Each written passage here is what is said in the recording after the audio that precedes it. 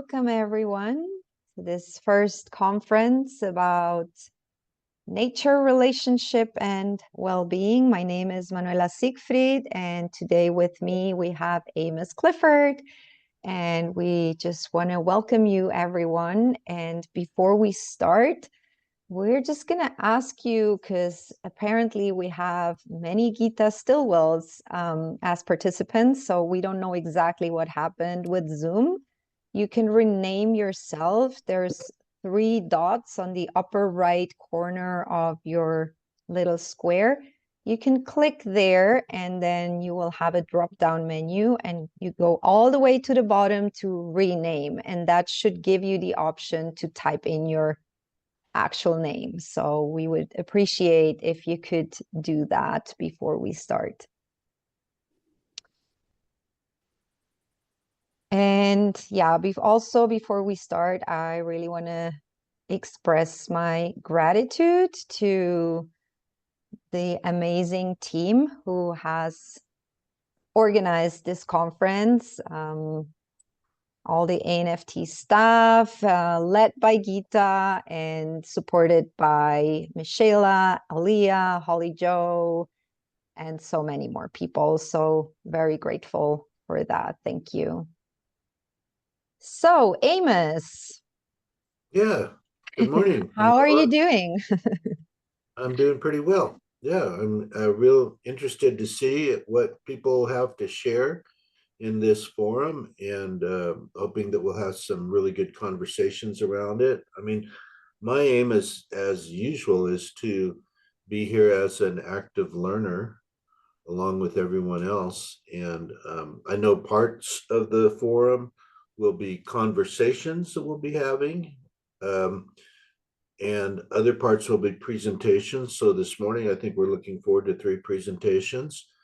I know for myself, I have an intention to write down, I have my little pad right here to do this. I'm going to write down the arrows to the heart. So those who have trained with us know this method of arrows to the heart. An arrow to the heart is just really a phrase, or we try to do it as close as possible to exact quote of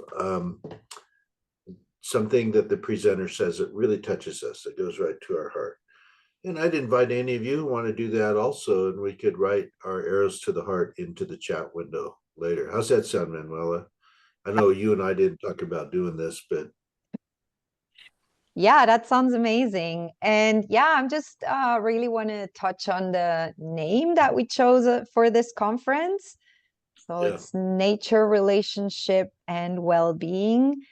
And as ANFT, we really support the relational approach to nature in general. We want to see this as a space where we can tap into relationships. And what does that really mean? Relationships with ourselves, with others, with nature, and also the well-being part. It's not only about us. It's not only about our well-being as humans, and what we can get from nature, the benefits we can get from nature, but it's really about the well-being for everyone, the well-being for ourselves, the well-being of our own relationships, the well-being of nature, the more than human world. And yeah, Amos, I'm curious, what is your take on this? Well, I feel like we're all in a learning process of how to be authentically in relationship with the more than human world. I'd say even just with each other, with other human beings. That's challenging enough.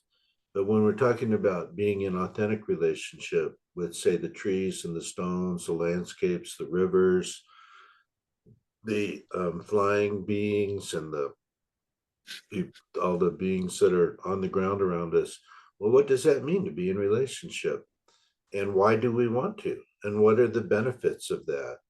And I'll just say, when I started ANFT back in 2012, that was my primary inquiry, was how do we come into relationship and what does that mean? So I thought a lot about, well, what is relationship? And at least some of that has to do with communicating with with being in some kind of communication where we are here language is difficult because I'm saying where we're speaking and being spoken to, but by speaking I don't necessarily mean forming words with our mouth, and by being spoken to I don't necessarily mean hearing words formed somehow by the trees and the stones, but it's more of a process that I know many of us who will be in this uh, forum have experienced. Many of us have gone into a tree, for example, and introduced ourselves and maybe asked a question somehow and felt some kind of response. So for me, what I'm hoping this forum will do will part of what I'm hoping it will do will help to us all to develop our understanding of relationship and to lean into those. Then another thing is I'm really curious to hear from people what they're doing, because this is a practice that's not set in stone by any means. It's constantly evolving. And I would say we've trained what close to 3,000 guides now, and while we've taught them all the same core principles and framework, the standard sequence, uh, my guess is that there have been many developments that we don't know about, especially if people are in relationship with the land, because our relationships shape who we are and how we hold ourselves in the world. So where I guide, I think the land is shaping the way I experience the process of guiding. So I'm Hmm. curious to hear from other people about that too. Yeah. Yeah, and we work with forest therapy, but there are so many other ways of remembering relationships with nature. So that's why we also framed this conference in a more open way, so we can also include and just explore and learn from other approaches. That forest therapy is a big part of it, yes, and there are many other ways of remembering. I think it's more about remembering, right? Exploring that piece of how can we remember our place in the world, and kind of close that gap, that sense of separation that we have, because we are not separate. It's a sense of separation that we have, and that can be done through many different ways. And I'm also really excited to explore and learn from other approaches during these 3 days. And yeah, just also listen to everyone's share and take on all the sessions Yeah. that we have. Yeah. Yeah. Okay. Well, great. Um, I just want to repeat again the message to everyone. If your window is showing you as Gita Stillwell, you can just move your mouse up to the upper right corner of that menu, of that window. Choose the little three dot menu, go to the bottom where it says rename, and you can put in any name you want. It'd be nice if you put in your actual name that you're known in the world by. But and I see that quite a few of you have done that. Um, it looks like some of you are just adding pronouns to Gita's name. You can actually change the name part too. Yeah, and maybe also reminding people a little bit about the structure of the conference. So we will have a morning block, and the sessions are going to be 45 minutes long, and then we have 15 minutes breaks in between. And then we have a very long break over lunchtime, basically Pacific time, from until 3. And then at 3 Pacific time, we start the afternoon sessions. So the forum is going to be recorded. Everything will be recorded. And after we upload everything to our YouTube channel, we will let you all know, and you can access the recordings as long as you want, and maybe go back or maybe catch up on some of the sessions you were not able to attend. So I just wanted to name that. Amos, anything else to add? No, I saw that Dr. Abookire is with us now, Mhm. and I'm just really looking forward to her presentation as the first one to kick us off. And so I wonder if we can get, there you are. Yes. All Welcome, right. morning, Dr. Yeah. Susan. Yeah. It's an absolute pleasure to have you with us. I'll just do a little introduction. Dr. Susan Abookire, I hope I'm pronouncing your name correctly, is going to share a presentation with us on the science and practice of nature as medicine. Dr. Susan is an assistant professor at Harvard Medical School, a certified forest therapy guide, and offers nature-inspired programs and has developed a curriculum for Harvard Medical School's residents that includes forest therapy and well-being through nature connection practices. Thank you so much for being with us here today, Dr. Susan, and please take us away. Thank you so much. Good morning. Good morning, everyone. Let me make sure that you can see my slides.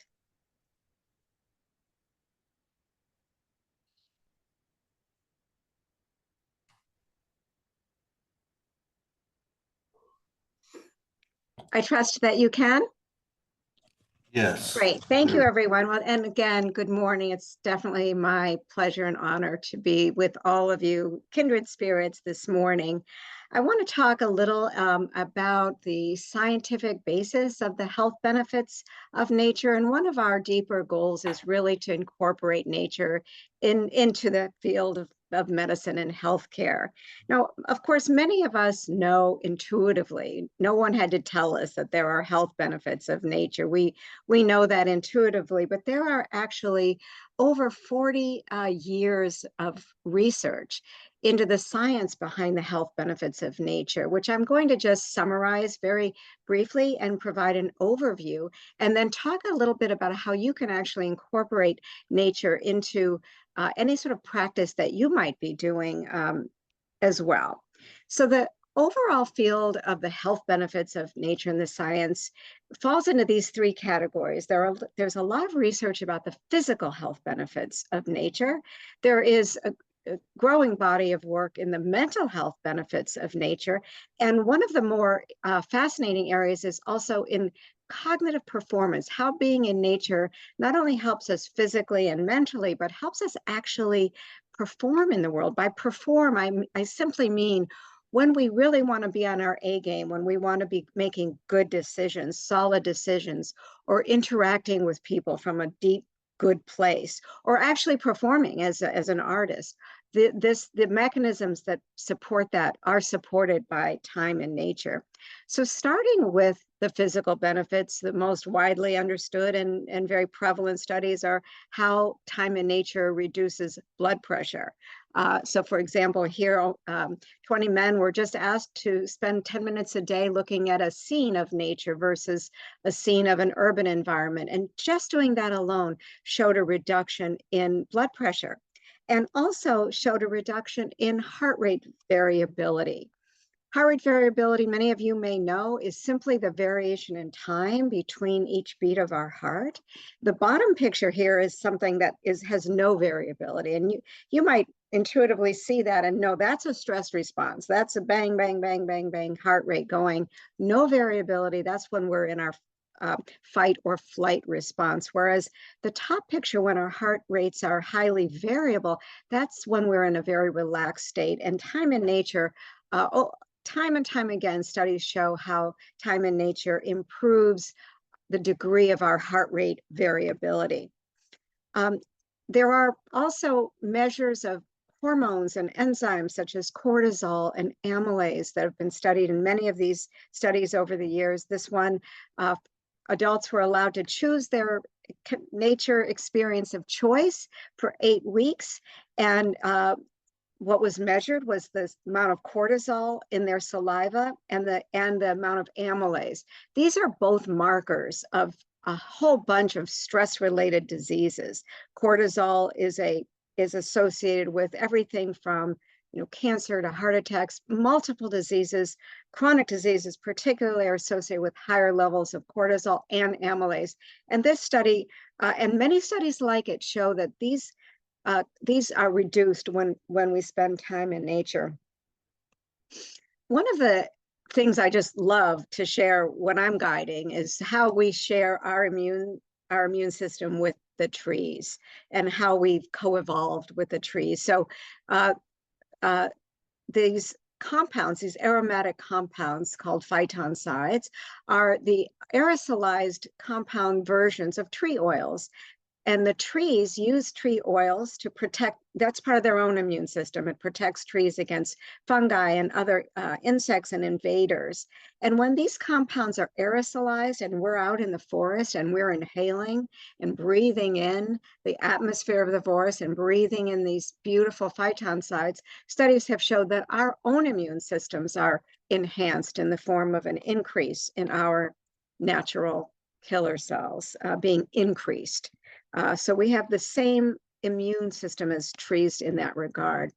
Also, just in terms of when we're bathing in the atmosphere of the forest and breathing in the air, we're also breathing in one of the most common compounds or categories of compounds in the forest air are called terpenes. And we're showered with these terpenes when we're out in the forest.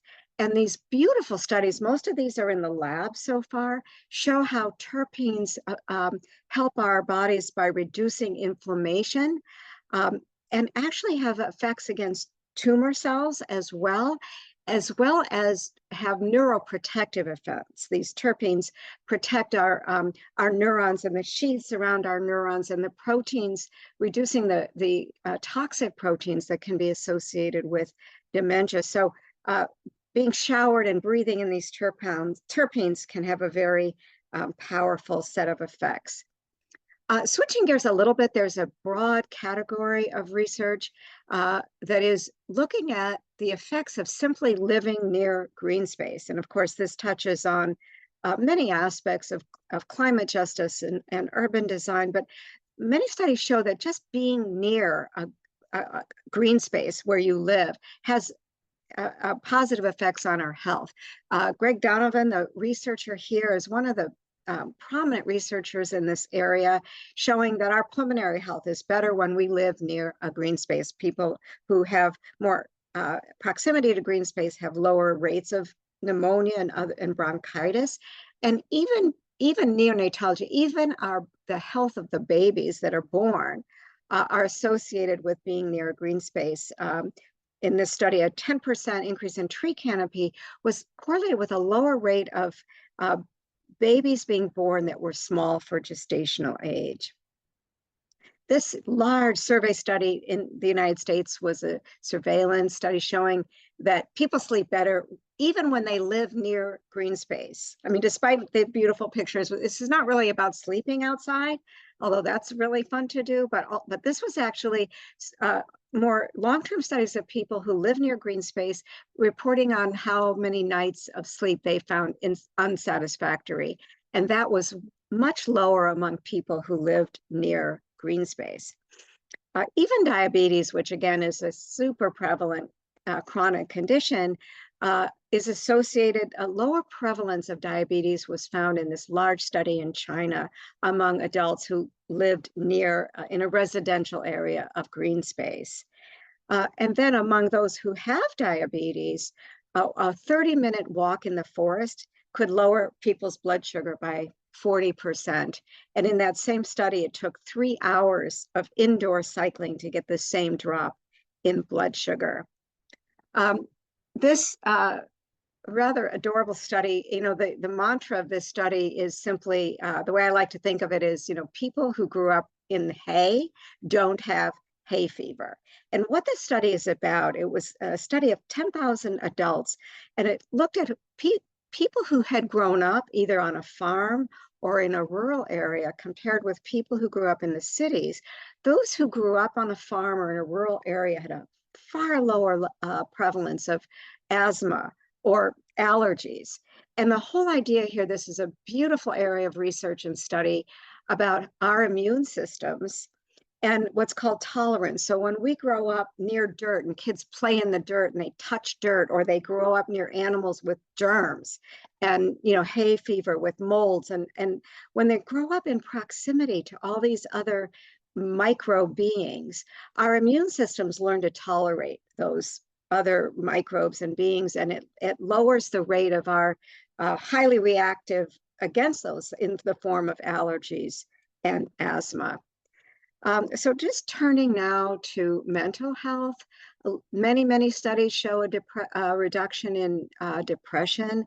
This study simply allowed or asked people to have a 50-minute walk either in the forest or in an urban environment, and that did what's called a crossover study show, and then did profile of mood states afterwards, queried people on their moods.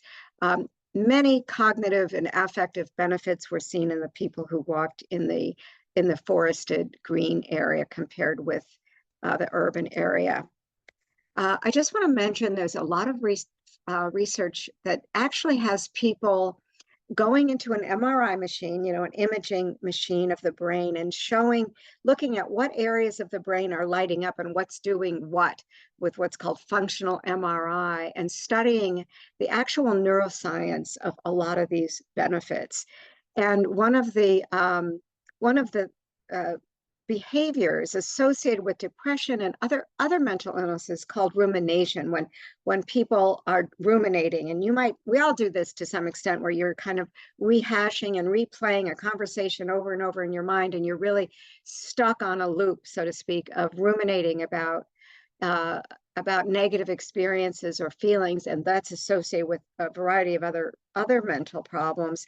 There's a neuroscience field showing how time in the forest actually inhibits the part of the brain that's associated with this rumination, and actually lowers the tendency toward rumination.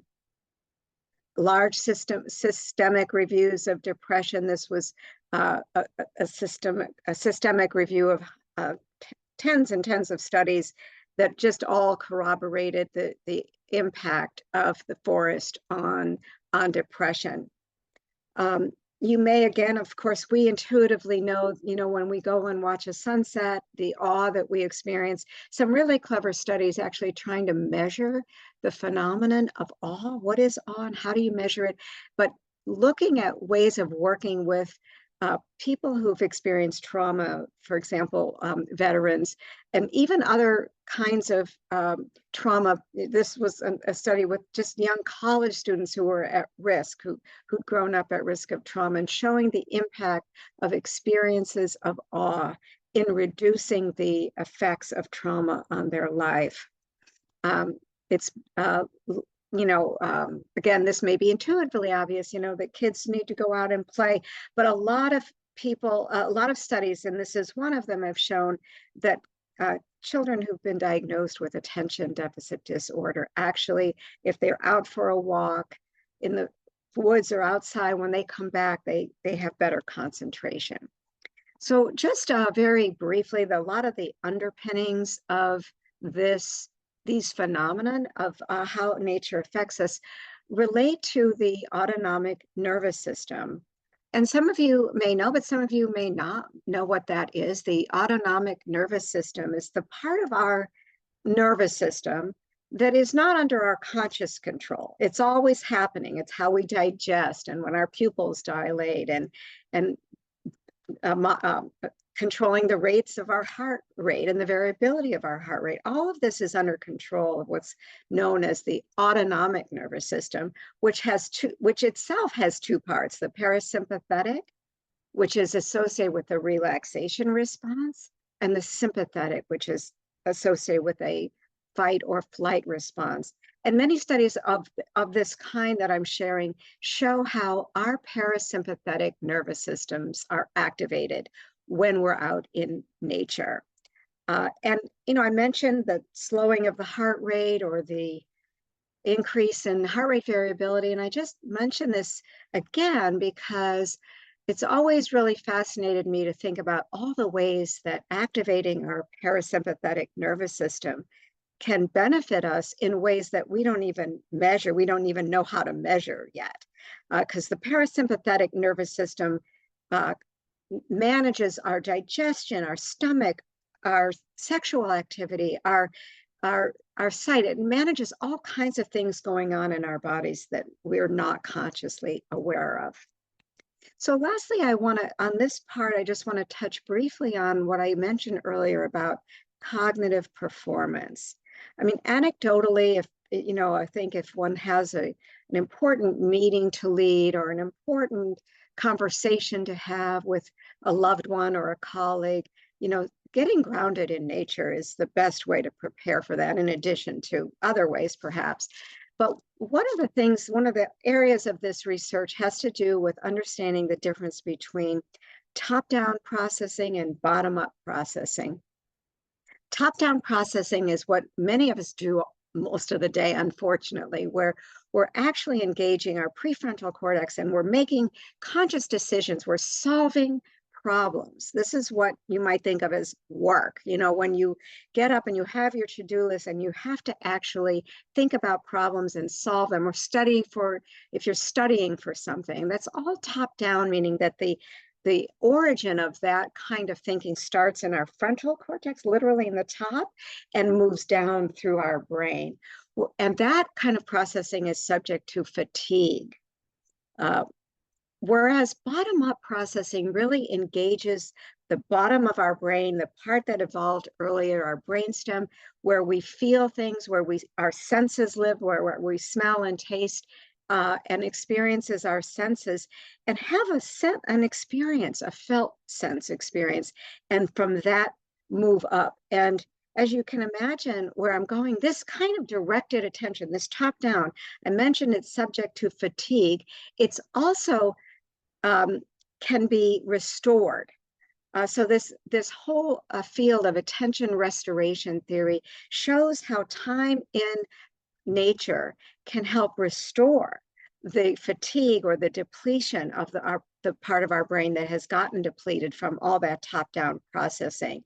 And simply by being in the forest, by being in an environment that's interesting but not threatening, by getting away from our distractions and being in a beautiful environment where we can really observe what's going on in a way that's interesting and compatible with our bodies, helps to restore our ability to think again, to what we normally think of as thinking, and go back into the world if need be, and be at a much higher level of functioning. So I just want to pause and say that one of the things that's always interested me and many others is how could nature have this huge scope of benefit to us, everything from our blood pressure to our heartbeat to our mood and our cognitive performance. There is no part of medicine as we know it today that has such a broad scope of support to our well-being. In fact, medicine, at least a lot of modern medicine is the opposite. It's gone in the way of pinpoint, which is fascinating also. And pinpoint medicine, the exact gene that needs to be repaired or the exact antibody that needs to be targeted. It's pinpointing. And on the contrary, nature as the complement to that kind of medicine is the broad foundation in which our bodies and our minds and our spirits live. And I just want to point out that one of the, I guess I'm going to say explanations, but one of the underpinnings of why our bodies are so in tune to nature, and why, as was being said earlier, we remember who we are when we're in nature, we recognize who we are, is simply the fact that we evolved for 2 million years in the forest. Our bodies, our minds, our brains, our consciousness evolved for millions of years in the forest. We share 99% of our DNA with chimpanzees. And all of that evolution and all of the ways in which we're made, if you will, is really in communication with the forest. And for that reason, you know, not surprising that we need to go back and remember that and reconnect with that in order to reset our well-being. I'm just going to mention now to switch gears a tad and talk about some of the ways that this whole area of nature as medicine can be practiced and is being practiced across the world and can be practiced. So one way is to send people out into nature, to prescribe nature as medicine. So there are programs, many I'm sure of you have heard of, Park RX America, started by Robert Sarr, which is a program where people can actually prescribe nature. It's embedded right into the medical record, the electronic record that people have. Doctors and other people can prescribe nature, going to a park or something nearby where people live.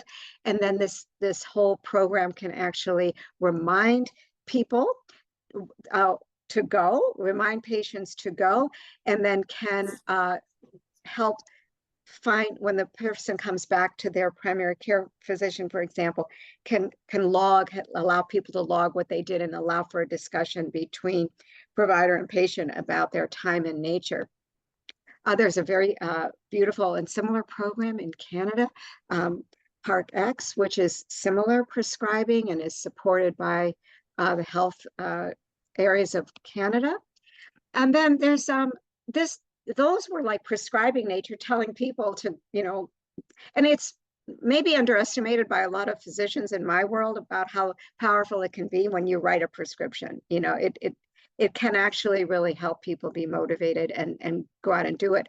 But then one physician here in Ohio started a program called Walk with a Doc. He was frustrated by sort of, you know, sermonizing, if you will, about the benefits of nature and wanted to really encourage people to get out and do it. So he started this program.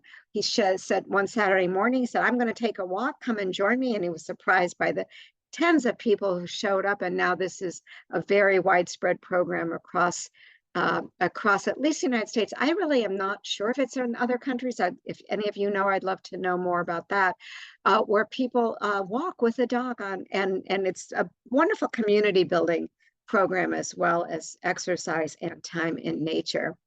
Rather than this study and this practice, rather than sort of prescribing what to do, to tell people walk for 20 minutes in park, this just allowed people to sort of do whatever they wanted for 8 weeks, and they could choose their own whatever worked in their daily life, where and when, but as long as they did it for at least 3 times a week. And this study showed that even without telling people what to do and where to do it, when people were just it is called the nature pill, you know, encouraged to spend time in nature in any way they wanted, again, a dramatic drop in their cortisol levels, markers of stress, as well as their amylase.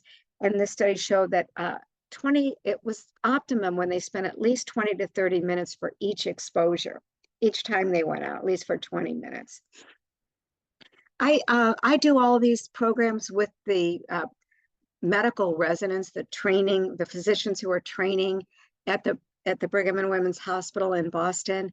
And I just wanted to share some of the reflections that I find when I'm guiding these physicians. They're so beautiful. I could like do hundreds of these. They're just so beautiful. I spend time with a fern. This is a physician at the end of a walk. These are some of their comments. And they often relate, you know, the experience they're seeing in nature with the opportunity to actually slow down. I mean, it may seem obvious to all of us, but, you know, people in training or in high stress jobs, they have forgotten often how to slow down. And this is just a beautiful reminder.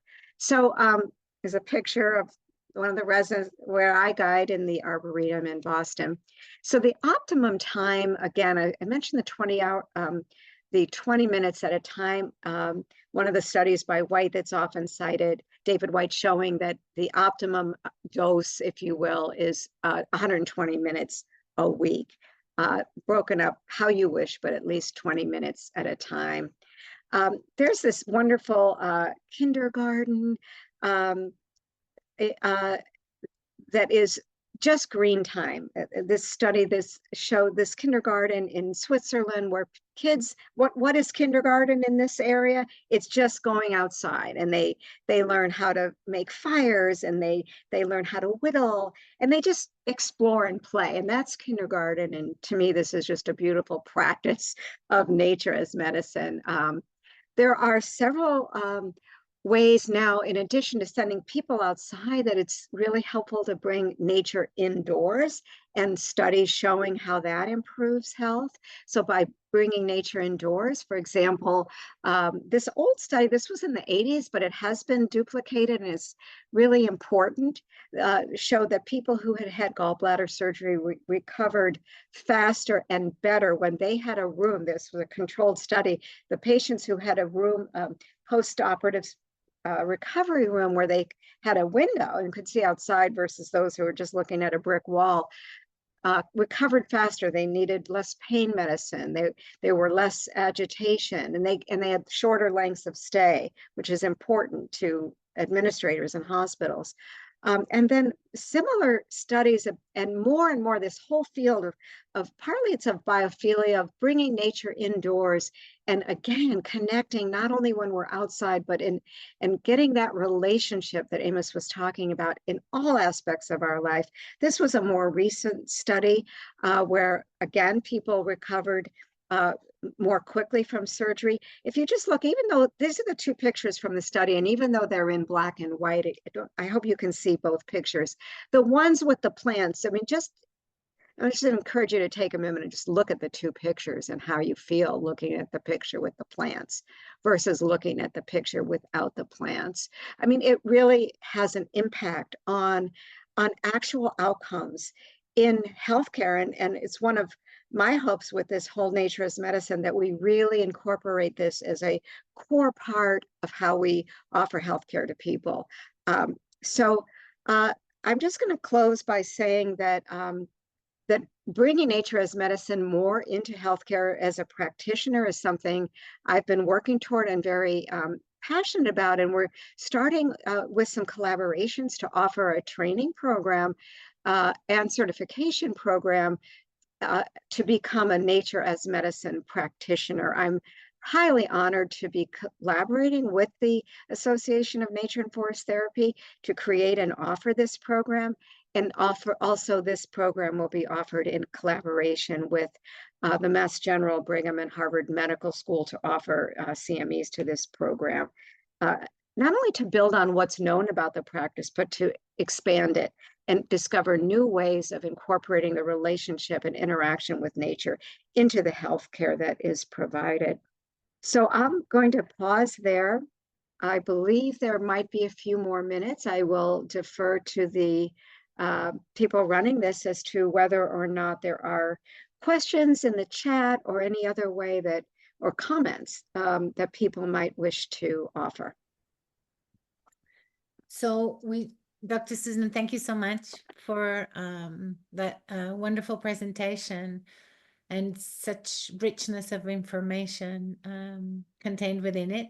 We do have one question in the chat that came through in the chat, and I'll just read that out for you. And which is, are the benefits of nature applicable regardless of the type of forest or green space?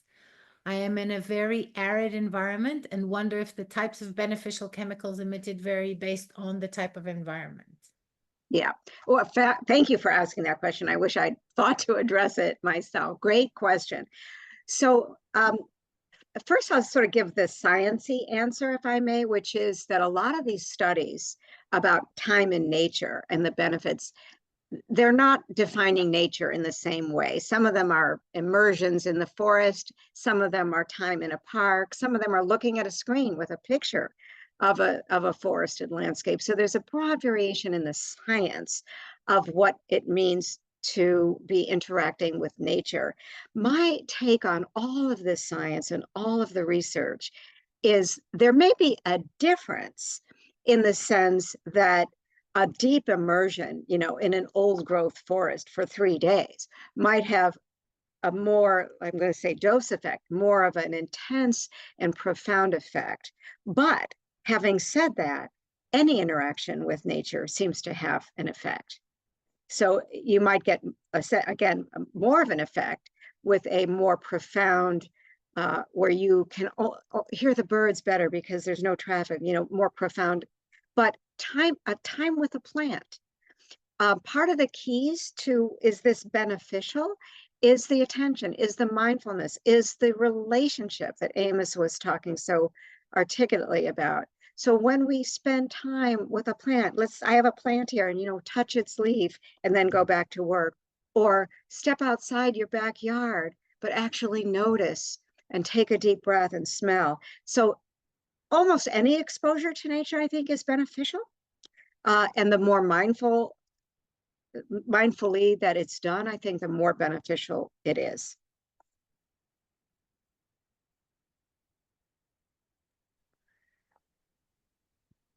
We have another question coming through. Shall I read it out? I think I can see the chat now. Yeah, from Jennifer. I don't want to, from Jennifer. Okay. Oh yes, winter.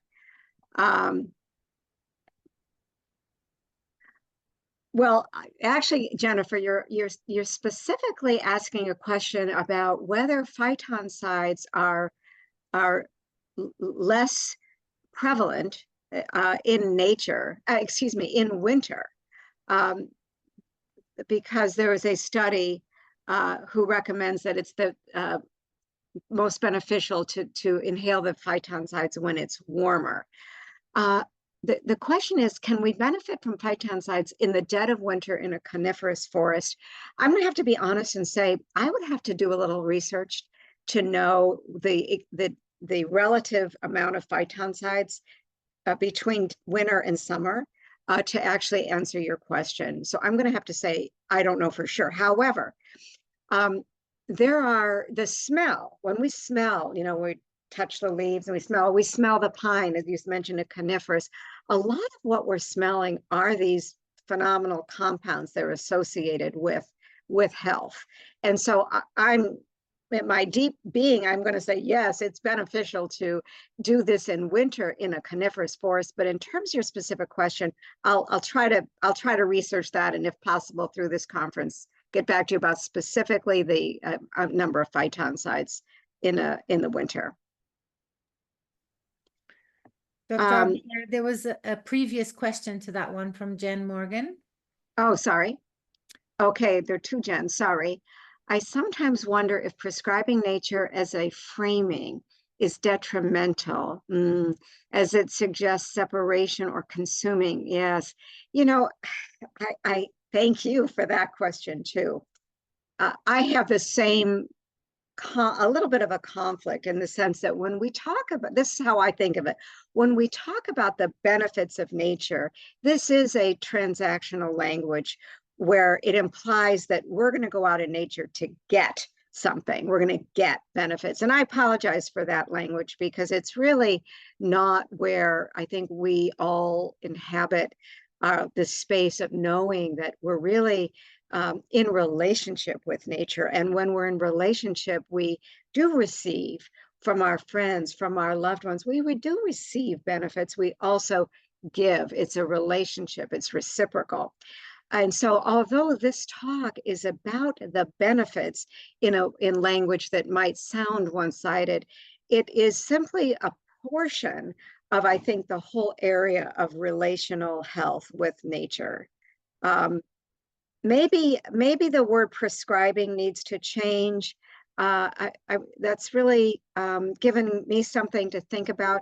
When I'm talking to healthcare practitioners and even to patients who still are living in the world of, I have a problem, what's the prescription, what's the antidote, what's the medicine?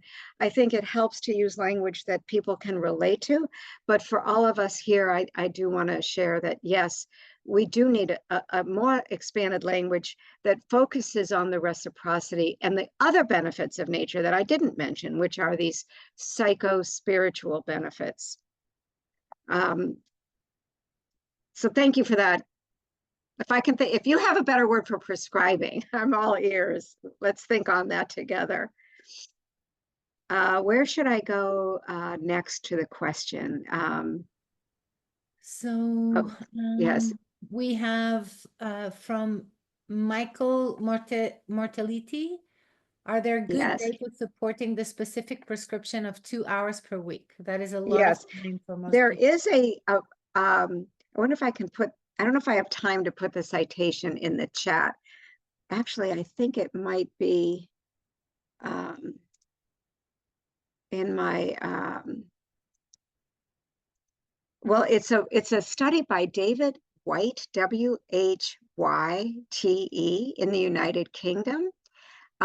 And it's a study that where the 120 minutes a week comes from, but it is also corroborated by other studies. So that's sort of the most cited study.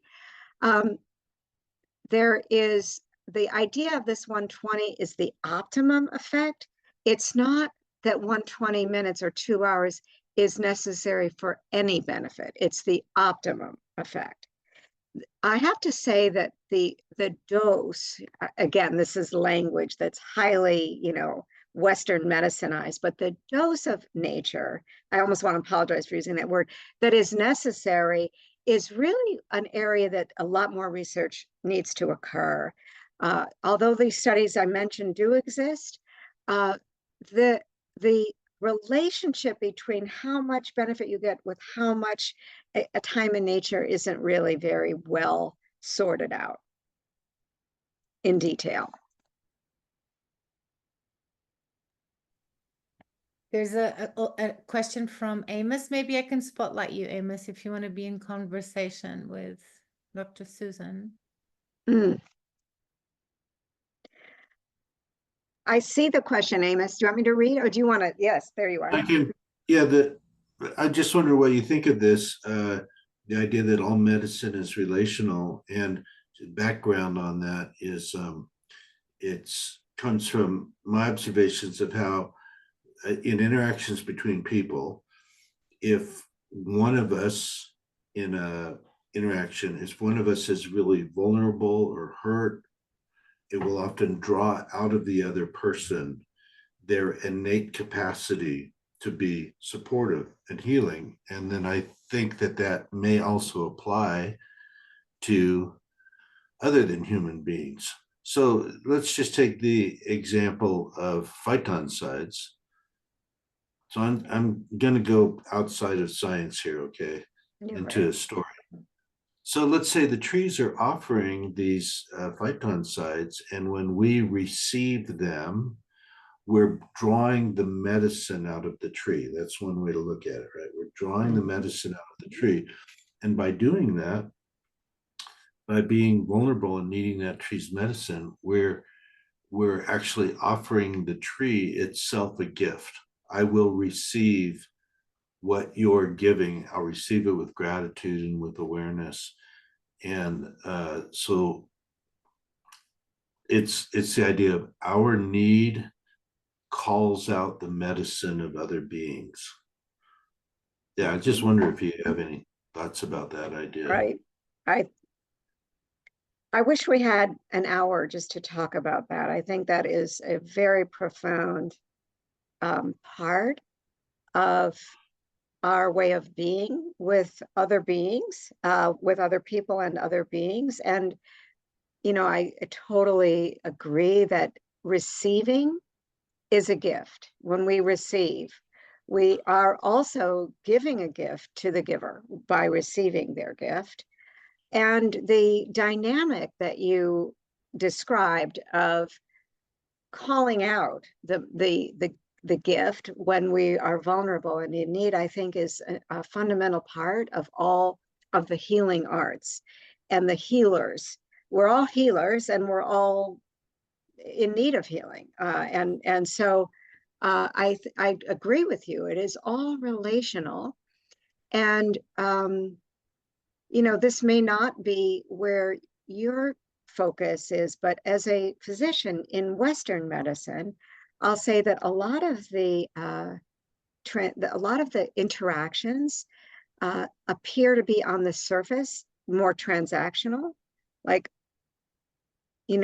it's not about you and me, it's about this problem and this pharmaceutical I mean, I'm exaggerating a little, but there's a huge, no surprise to everyone, focus on pharmaceuticals and prescription writing and, kind of a transactional thing that doesn't involve the people involved, the person.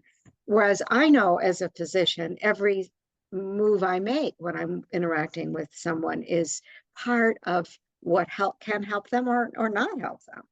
And so I think bringing back that awareness of the relational, even in Western medicine, as well as using that idea of healing across everything we do, when we cook for someone, when we harvest plants and share our joy in them, that's all relational. And it sort of reminds me, I know several of the people on this call are guides, and when we invite people to befriend a tree, and we might want to ask what the friend of the tree might have to share with us and what we might have to share with the tree. I'm also always very moved by watching people sometimes have to really think a bit, what can I share with the tree, and realize that they are also giving and what it is that they're giving. So maybe I rambled a bit I'm sure I rambled in my answer just now, but I just really appreciate where you're talking from with that, Amos. And I think really that's what it's all about. Yeah, I'm happy to hear. It sounds like we're really aligned on that. I'll just make one more comment, then jump to the next question. You can jump to the next one, but that comment is, for me, this is what is at the heart of reciprocity. So if I am, let's go to the example, if I'm asking a tree for help and the tree offers that help, I'm calling out its medicine. What a gift that is for the tree. And that is at the heart of reciprocity for me, is to just really fully honor what medicine the various beings we encounter in the forest, including the other people, fully honor what they have to offer. Okay, so enough of that. I'll leave you to some other questions now. I think we have time for one more question. And there's one that says, does time in the garden count as nature therapy? I tend to garden with native trees and shrubs. Yes. Yeah. Yes. There are this whole idea of the practice of nature as medicine. I only touched on, prescribing, time in the park or time in nature or having beautiful pictures or plants in healthcare as well as in one's environment. There is a whole area of research on the benefits of nature therapies. For example, there is research about gardening and how it slows down cognitive decline. One of the things about older people with their balance, because balance falls, you think, oh, there's no rugs to trip on and no cords to trip on. That's true. You do need to do that if you're trying to help someone fall, but that's just this sort of prevention. But also time in the garden, stepping on stones and kneeling down and gardening helps people with their balance. It helps people, like I mentioned, with their cognitive. And it seems like the beauty of gardening, I think everything's going to touch on what Amos was talking about, relationship, but it's helping things grow. It's nurturing and then observing the fruits of one's labor of love in the blossoming of the plants and the diversity. There are absolutely studies, as well as, again, I think we feel intuitively that would help, that does. Yes, it counts as time in nature. Excuse me. So Gita, I'm going to defer to you. I don't know exactly when if you have another time, or should we pause and let me again thank everyone for your time, attention, and your wonderful questions. So I just want to thank you, Dr. Abookire, for being here with us and sharing your wisdom and all the amazing work that you're doing with the program. Well, thank you. And within thank you to the- ANFT. This all started for me when I became certified as a guide and not having any idea what I was getting myself into, but knowing I wanted to do it. And that really has served as the foundation for all of my works since. So thank you to ANFT. Thank you so much. And thank you everyone for being here on this session. We're going to have a short 5-minute break. And our next session will be with Toby Bloom from the U.S. Forest Service.